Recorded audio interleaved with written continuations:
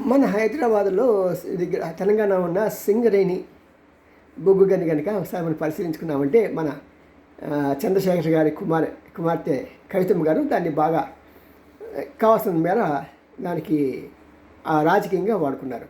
బాగుంది.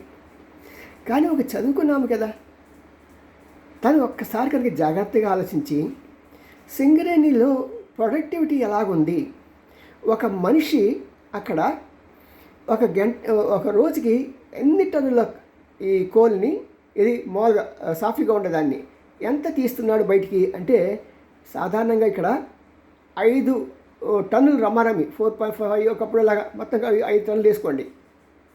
ఇది తెలంగాణ ప్రభుత్వాన్ని మాత్రమే కాదండి, దీనిలో 51% తెలంగాణ గవర్నమెంట్కి ఉంటే 49% సెంట్రల్ గవర్నమెంట్కి ఉంది.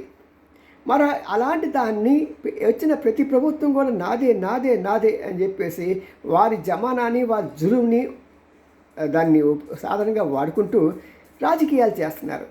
ఎంతకాలం ఎంత ముందు ఎవరు వచ్చినా సరే జాగ్రత్తగా ఆలోచించాల్సింది అంటే పక్క రాష్ట్రాలకు వెళ్ళి కోల్ ఇండియా వాళ్ళే ఎక్కడ వాళ్ళ ప్రొడక్టివిటీ ఎలాగుంది.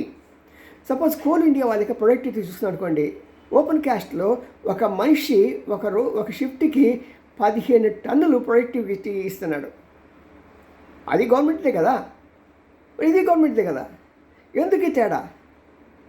కారణం ఏంటంటే అక్కడ కొద్దిగా మెకనైజ్ చేశారు, జాగ్రత్తగా వాళ్ళని కార్మికుల్ని మెయింటైన్ చేయగలగటం వలన అది సాధ్యమైంది.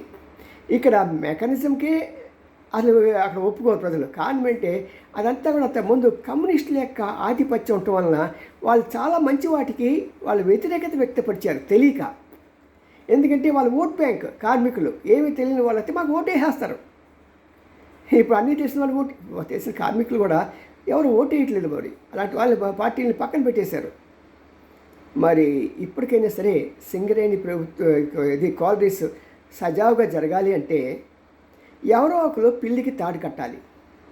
రేవంత్ రెడ్డి ప్రభుత్వం అయినా సరే ఈ పిల్లికి తాడు కట్టే ప్రయత్నం చేసి అక్కడ మెకానిజంని ఇంట్రడ్యూస్ చేసి ప్రొడక్టివిటీని పెంచితేనే ఆ సంస్థ నిలబడగలుగుతుంది. రేవంత్ రెడ్డి గారు వింటున్నారా?